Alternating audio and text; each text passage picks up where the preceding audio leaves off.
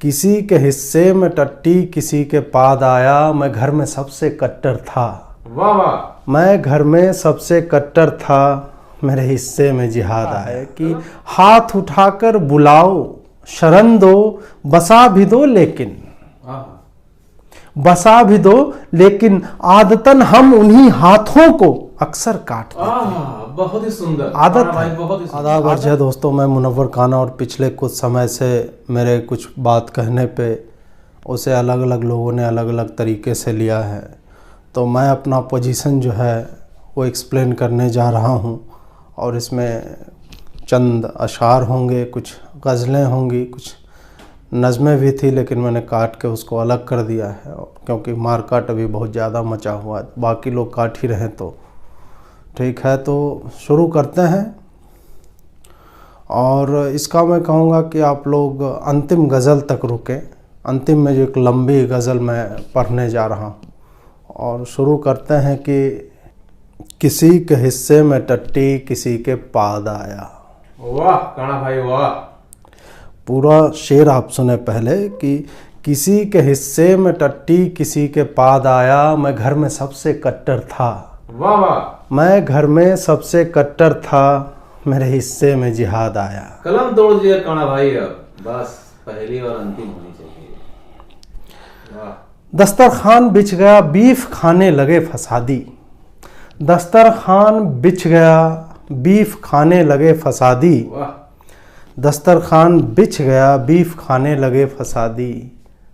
मैं सबसे मोटा था, मैं सबसे मोटा था, मेरे हिस्से सलाद आया। वाह, तभी तो फाइबर देख के पाचन क्रिया अच्छी है। 14 से ही परेशान था बहुत मैं। 14 मतलब 2014।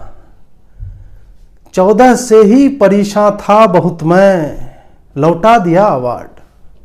14 से ही परेशान था बहुत मैं, लौटा दिया अवार्ड। वाह वाह। 17 में लग गए जब योगी मोदी के बाद आया, जब योगी मोदी के बाद आया। मैं तो क्लोजेट जिहादी था, मैं तो कभी बोलता नहीं हूँ इन मुद्दों पे।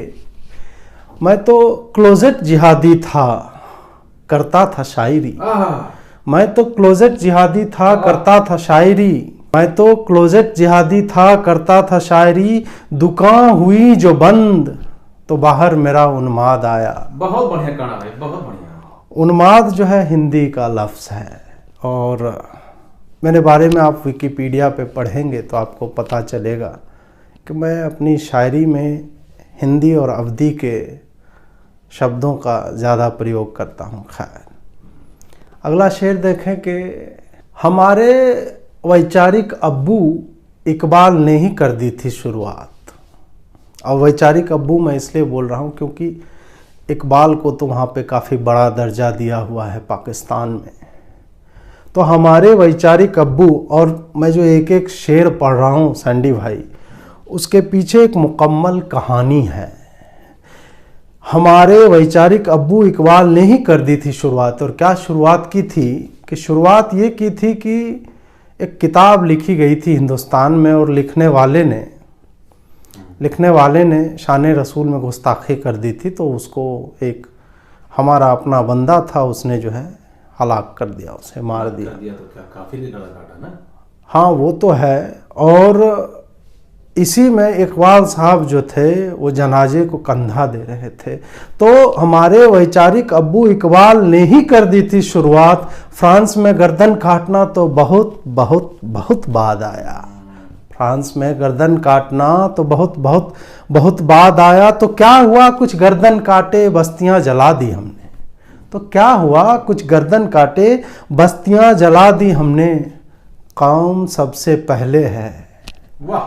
कौम सबसे पहले, ये देश वेश तो सबसे बाद आया। वाह वाह। देश वेश तो सबसे बाद आया। मन तो था बहुत कि पाकिस्तान में जा बसे, मन तो था बहुत कि पाकिस्तान में जा बसे। समस्या है। मोटा तो था पहले ही, ऐन वक्त पे जुलाब आया। अरे इतना फाइबर लेने के बाद भी ऐन वक्त पे जुलाब आया।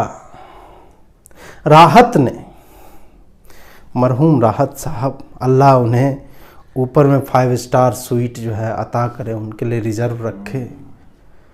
तो राहत भाई को याद करते हुए इस गज़ल का अंतिम शेर जो है पढ़ना चाहूँगा कि राहत ने चरस बोई थी बापे हिंदुस्तान वाली। ओह वाह। राहत ने चरस बोई थी बापे हिंदुस्तान वाली, वही चरस बोने में मुनव्वरे बर्बाद आया। वाह काना भाई, वाह वाह वाह वाह वाह वाह। अब जो है अंतिम गज़ल तक आप लोग रुकिएगा, क्योंकि वो गज़ल नहीं एक पेंटिंग है।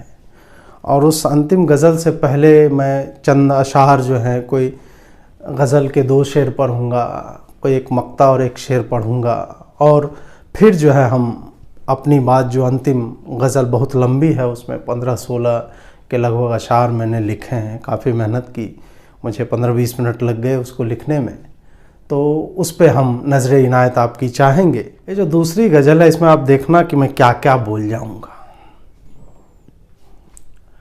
पड़ी साइकिल को देखते ही पंचर साट देते हैं। वाह। पड़ी साइकिल को देखते ही पंचर साट देते हैं, खड़े काफिर को देखा तो हम गर्दन काट देते हैं। वाह, बहुत ही सुंदर लिखा हुआ है, ऊपर से ही कहा गया है कि काफिर जब शिर्क करते हैं ये लोग, और शिर्क करें तो वाजिबुल कत्ल होते हैं। तो पड़ी साइकिल को देखते ही पंचर साट देते हैं, खड़े काफिर को देखते ही गर्दन काट देते हैं। हाथ उठाकर बुलाओ शरण दो, बसा भी दो हमको। हाथ उठाकर बुलाओ शरण दो। सीरिया वाले हम लोग थे, बहुत जगह हमें तो सता तो पूरी दुनिया में लोग रहे हैं। ईसाइयत और यहूदियत जो है, इन्होंने हमें काफ़ी सताया है। तो उसी पे ये शेर हमने लिखा है कि हाथ उठाकर बुलाओ शरण दो, बसा भी दो लेकिन, बसा भी दो लेकिन आदतन हम उन्हीं हाथों को अक्सर काट देते हैं। बहुत ही सुंदर आदत है, बहुत ही सुंदर आदत है हमारी कि हाथ उठाकर बुलाओ शरण दो, बसा भी दो लेकिन आदतन हम उन्हीं हाथों को अक्सर काट देते हैं। कोई आइसिस बनाता है, कोई आइसिस बनाता है, कोई बनता है तालिबान। इंडियन मुजाहिदीन भी रहेगा बीच में। हाँ, कंटेक्चुअली आप डाल सकते हैं। कोई आइसिस बनाता है, कोई बनता है तालिबान। वो फटते हैं, वो फटते हैं। यहाँ हम नज़मों के पंचर साट देते हैं। इसमें देखिएगा कि इसमें साहित्य मैंने डाला है कि नज़मों की पंचर क्या होती है, कि उनका काम है कहीं पे फट जाना। अब फट जाएगा तो दुनिया में बहुत थू-थू होती है कि इस्लामी आतंक फैल रहा है, इस्लामी कट्टरपंथ फैल रहा है। तो हम शायरों की जो बात है वो ये है कि हम उन्हें बचाते हैं। बचाते कैसे? क्योंकि वो जो है मजहब की राह में जो है आगे बढ़ रहे हैं, जिहाद कर रहे हैं। और हम क्या है कि हम वो खुद नहीं कर सकते, बम बांध के फट नहीं सकते। यूँ तो मैंने आज ही कह दिया कि उस तरह का कोई काम करेगा तो मैं भी जो है छुरा मार दूंगा किसी को। लेकिन जो ऐसे काम कर रहे हैं, तो हमारा यही है कि उनके मजहबी आतंक के पहिए में जो हवा भरी हुई है आतंक की, वो हवा लीक ना करे, इसलिए नज़मों के पंचर जो है साटनी बहुत ज़रूरी है। कि यही तो है हमारा एक तरीका इतने सालों का। ये अंतिम शेर है इस गज़ल का कि यही तो है हमारा एक तरीका इतने सालों का, यही तो है हमारा एक तरीका इतने सालों का। गंगा जमनी के पीछे हम तो लाशें पाट देते हैं। ये सब अच्छा रहता है, गंगा जमनी ये सब कहने में बड़ा अच्छा लगता है। ठीक है। और अगली जो गज़ल है उसके मैं मतलब 2 ही शेर सुनाऊंगा, फिर उसके भी अगले 2 ही शेर सुनाऊंगा। और ये सारी गज़लें जो मैंने माँ के ऊपर लिखी थी, तो उसी से प्रेरित हैं। अम्मी जान का प्यार। मेरे हाथों में पेट्रोल बम हथियारों को वो देती है। मेरे हाथों में पेट्रोल बम हथियारों को वो देती है। पुलिस जब मुझे पकड़ के ले जाती है तो अम्मी गुस्से में रो देती है। भाई वाह। पुलिस ले जाती है तो अम्मी गुस्से में रो देती है। वो कहती है कि मशालों के तेल चेक कर लूँ मैं। तेल चेक करना बहुत ज़रूरी है, क्योंकि आप मसाल से सिर्फ ऐसे आग नहीं लगाते, कभी कभी फेंक के भी मारते हैं, तो जलने की संभावना। उसमें तो उसमें अगर तेल रहता है तो फैलता है और सीलन वाली जगह पे भी या कुछ गीला भी हो वो भी जल जाए। तो मसालों को वो कहती है कि चेक कर लूँ मैं, वो कहती है कि मसालों के तेल चेक कर लूँ मैं, न मारा एक भी काफिर तो अम्मी चरस बो देती। अरे रे रे रे। मेरे हाथों में पेट्रोल बम हथियारों को वो देती है, पुलिस पकड़ के ले जाती है तो अम्मी गुस्से में रो देती है। वो कहती है कि मसालों के तेल चेक कर लूं मैं, न मारूं एक भी काफिर तो अम्मी चरस बो देती है। और अगली गजल आप कौन भाई आजकल देखते हैं? अगली गजल आप देखें कि लबों पे उसके कभी बद्दुआ नहीं होती। अरे रे। लबों पे उसके कभी बद्दुआ नहीं होती, मैं काफिर मारूं न मारूं अम्मी खफा नहीं होती। अरे रे रे रे रे। लबों पे उसके कभी बद्दुआ नहीं होती, मैं काफिर मारूं न मारूं अम्मी खफा नहीं होती। मैं मोटा हूं खिलाती है वो मुझको बीफ की बोटी। अरे। मैं मोटा हूं खिलाती है मुझको बीफ की बोटी। हर एक बच्चे से अम्मियों को तो प्यार होता ही है।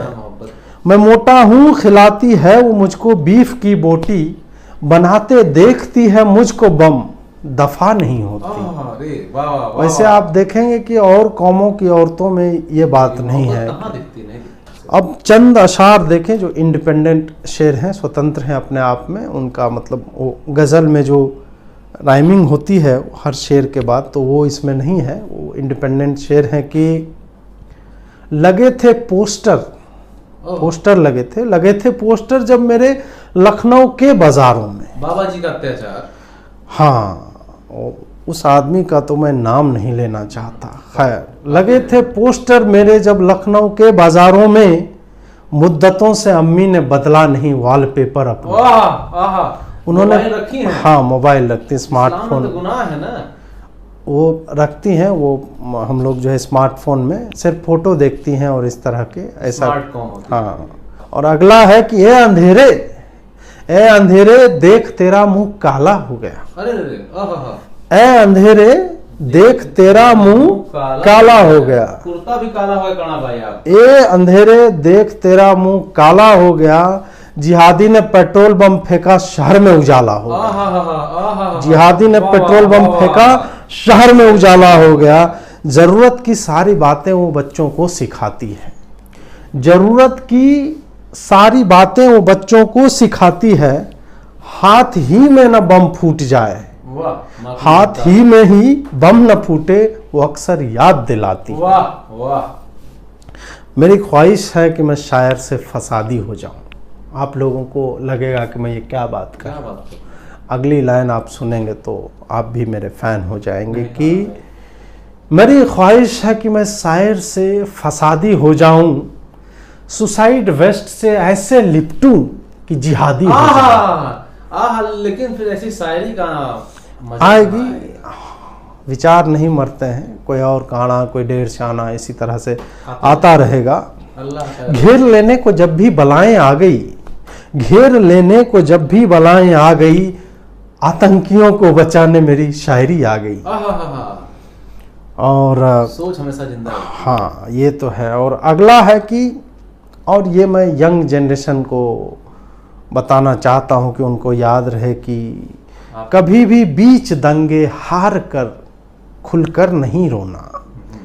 कभी भी बीच दंगे हार कर खुलकर नहीं रोना, जहां जलती मशाले हों नमी अच्छी नहीं होती। तो साहित्य है, क्योंकि मॉइस्चर रहेगा तो मसाल जो है बुझ जाएगा।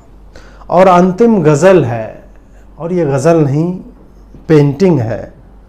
और ये मैंने तब पढ़ी जब मुझे लगा कि फांसीवाद आ गया है, आपातकाल आ गया है, तमाम तरह की चीज़ें जो हैं हो ही रही हैं, सबको पता है। तो तब मैंने पढ़ी थी।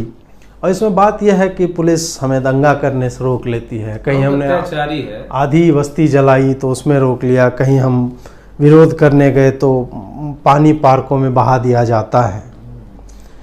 उसी में जो है ये सारी जो शायरियाँ, अशार जिसको उर्दू में प्लूरल में बोलते हैं, वो मैं कहने जा रहा हूँ। एक एक शायरी में कहानी है एक छुपी हुई। तुमने जो भी बम पकड़ा, तुमने जो भी बम पकड़ा 10 गुना फोड़ आए। तुमने 4-5 पकड़ा तो मैं जो है 50 वहां फोड़ के आया हूँ। ठीक है, तुमने जो भी बम पकड़ा 10 गुना फोड़ आए हैं, फसादी हैं मगर हम एक दुनिया छोड़ आए। दुनिया कौन सी थी काना भाई? हो परिवार है, लोग हैं, तो उनको छोड़ के अभी तो मैं जेल में चल रहा हूँ।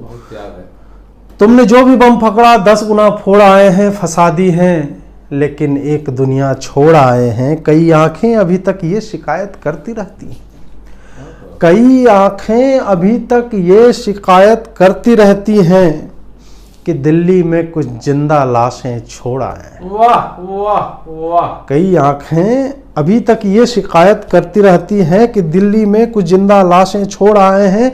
उंगलियां इस जिस्म से खिलवाड़ करना कैसे छोड़ेगी?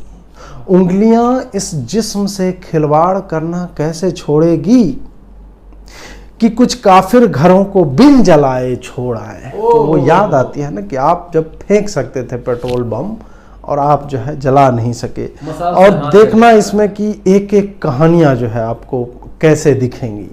एक एक शेर में कफी फैसल की छत से देखते थे जलते राजधानी को। फैसल फारूक की एक छत है, बिल्डिंग है जिसको लॉन्च पैड की तरह इस्तेमाल किया गया था, जहाज उड़ाने के लिए नहीं, बगल की बिल्डिंग को आग लगाने के लिए और हिंदुओं को, काफिरों को मारने के लिए। कि कफी फैसल की छत से देखते थे जलते राजधानी को, बड़ी मजबूरियों में हम ये नज़ारा छोड़ा है, बड़ी मजबूरियों में ये नज़ारा छोड़ आए हैं। तभी आपकी आंख का पानी सूख गया है काना भाई। आंख और जहां जहां पानी होता है सब सूख चुका है मेरा तो। महीनों तक सफूरा ख्वाब में भी बड़बड़ाती थी, महीनों तक सफूरा ख्वाब में भी बड़बड़ाती थी। सुखाने के लिए छतों पे हम कुछ ईंटें छोड़ आए हैं। फिर दंगा करेंगे का? तो चलता रहता है, सतत प्रक्रिया है। काफी जिंदा रहेगा तब तक करेंगे। वो बैठक, वो बैठक, वो बैठक, हाँ वही बैठक, अरे हाँ हाँ वही बैठक, वो बैठक, वो बैठक, हाँ वही बैठक, अरे हाँ हाँ वही बैठक, वो बैठक, हाँ वही बैठक, अरे हाँ हाँ वही बैठक। वहीं तो प्लानिंग दंगा की बातें छोड़ आए हैं। वो बैठक, हाँ वही बैठक, अरे हाँ हाँ वही बैठक, वही तो प्लानिंग दंगा की बातें छोड़ आए हैं। जो एक पतली सड़क मौजपुर से चांद बाग जाती है, वो जो एक पतली सड़क मौजपुर से चांद बाग जाती है, वहीं ह्यूमन चेन के ख्वाबों को भटकता छोड़ा है। बेंगलोर वाला, हाँ वही ह्यूमन चैन के ख्वाबों को भटकता छोड़ आए हैं। वो दिल्ली के जले घरों का खामोशी से मुंह तकना, वो दिल्ली के जले घरों का खामोशी से मुंह तकना। शाहीन जामिया हम तुमको अकेला छोड़ आए। अरे वाह वाह। वो दिल्ली के जले घरों का खामोशी से मुंह तकना, ए शाहीन जामिया तुमको अकेला छोड़ आए हैं। गले मिलते हुए हिंदू, गले मिलते हुए क्रिश्चियन, गले मिलते हुए हिंदू, गले मिलते हुए क्रिश्चियन, जले दिलवर के राखों का नजारा छोड़ आए। वाह वाह। दिलवर ने कितना हाथ काटा, पैर काटा, फिर जलती आग में फेंक दिया था। तो गले मिलते हुए हिंदू, गले मिलते हुए क्रिश्चियन, जले दिलवर के राखों का नजारा छोड़ आए हैं। कल एक पीएफआई वाले से कहना पड़ गया हमको। पीएफआई वालों ने कथित तौर पे 100 करोड़ रुपया जो है दिल्ली के दंगों के लिए लगाया था। तो कल एक पीएफआई वालों से कहना पड़ गया हमको, तुमने जो काम सौंपा था अधूरा छोड़ा है। पैसा वापस ले लेंगे। तुमने जो काम सौंपा था अधूरा छोड़ आए हैं। वो हैरत से हमें तकता रहा, कुछ देर फिर बोला। वो हैरत से हमें तकता रहा, कुछ देर फिर बोला। जलाना है हमें भारत, वो सारा छोड़ आए हैं। पैसा स्विस बैंक में रखे हैं। मौका जब मिलेगा तो जलाएंगे, पूरा भारत जलाएंगे। तो टेंशन नहीं लेना का कि आधा काम जो है ठीक है। तो वो हैरत से हमें तकता रहा कुछ देर, फिर बोला जलाना है हमें भारत वो सारा छोड़ आए हैं। अभी हम सोच में गुम थे, अभी हम सोच में गुम थे कि उससे क्या कहा जाए।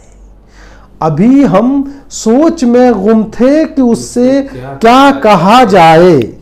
वो ताहिर और फैसल था हमारा छोड़ आए, वो ताहिर और फैसल था हमारा छोड़ आए हैं। उधर का कोई मिल जाए तो उससे हम यही पूछें, नॉर्थ ईस्ट दिल्ली वालों की बात कर रहा हूं मैं, कि उधर का कोई मिल जाए तो उससे हम यही पूछें कि बम हम छोड़ आए हैं या धमाका छोड़ आए हैं।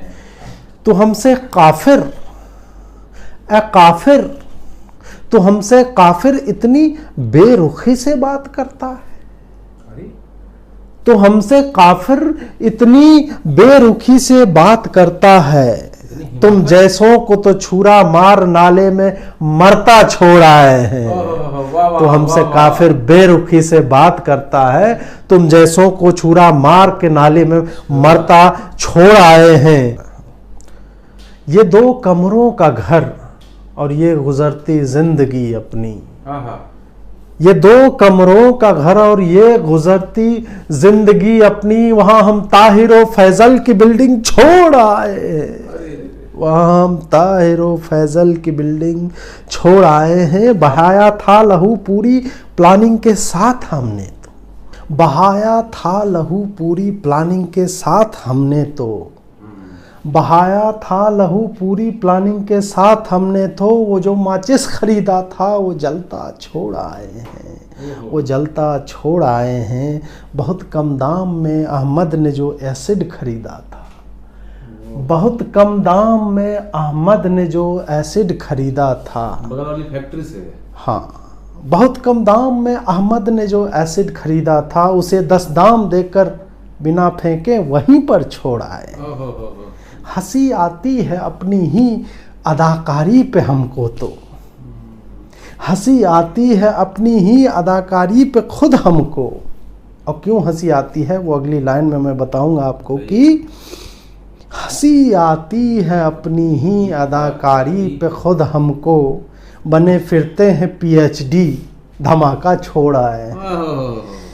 हंसी आती है, हंसी आती है अपनी ही अदाकारी पे खुद हमको, PhD लेके फिरते हैं धमाका छोड़ आए हैं। वहाँ समय बहुत कम था, तमन्नाएं ज़्यादा थीं।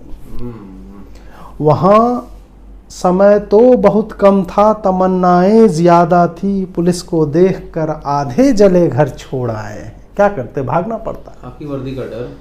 किसी की आरज़ू के पाँव में जंजीर डाली थी। देखिए, एक ज़ौ में नुक्ता है, दूसरे में नहीं है। किसी की आरज़ू में, किसी की आरज़ू के पाँव में जंजीर डाली थी। किसी काफिर के गर्दन में वो फंदा छोड़ आए हैं, किसी काफिर की गर्दन में वो फंदा छोड़ आए हैं। हमें डिफेंड करते करते शर्मा गए होंगे, हमें डिफेंड करते करते तो शर्मा गई होंगी, हमें डिफेंड करते करते तो शर्मा गई होंगी। वो लिबरल जिनकी आंखें टीवियों पर छोड़ आए हैं, कितना डिफेंड करेंगे। बहुत दुखी होंगे। वो खत जिस पर तेरे होठों ने नाम लिखा था, वो खत जिस पर तेरे होठों ने अपना नाम लिखा था, वो खत जिस पर तेरे होठों ने अपना नाम लिखा था, लब जिहादों के चद्दर पर बिछाकर छोड़ा, लब जिहादों के चद्दर पर बिछाकर छोड़ आए हैं। गए वक्तों की एल्बम देखने बैठे तो याद आया, गए वक्तों की एल्बम देखने बैठे तो याद आया। ये मोहनपुरी बचा कैसे वो नक्शे छोड़ आए, भुला ही गए थे नक्शे। ये मोहनपुरी बचा कैसे वो नक्शे छोड़ आए हैं यहाँ आते हुए। और ये अंतिम शेर है, ये अंतिम शेर है इस गज़ल का, कि यहाँ आते हुए हर कीमती सामान ले आए, यहाँ आते हुए हर कीमती सामान ले आए, वहाँ से लूट के जो लाना था काफिरों के घरों से, खर्चे के लिए। यहाँ आते हुए हर कीमती सामान ले आए, मगर यहाँ आते हुए हर कीमती सामान ले आए मगर शिव विहार की मूर्ति को साबुत छोड़ आए। इसका मलाल जो है हमेशा रहेगा। यहाँ आते हुए हर कीमती सामान ले आए मगर शिव विहार के मंदिर की मूर्ति साबुत छोड़ आए हैं। और अंत में एक गज़ल तो मुकम्मल हो गई, अंत में एक मेरा बहुचर्चित शेर है जो इसी मुद्दे से जुड़ा हुआ है। एक आंसू भी सियासत के लिए ख़तरा है। जमहूरियत पे बोल रहे हैं क्या? हाँ, एक आंसू भी सियासत के लिए ख़तरा है। सियासत जो है उर्दू का लफ्ज़ है और राजनीति के लिए बोला जाता है उर्दू में। एक आंसू भी सियासत के लिए ख़तरा है, तुमने देखा ही नहीं पिछवाड़े का चबूतरा होना। जेल में आदाब अर्ज।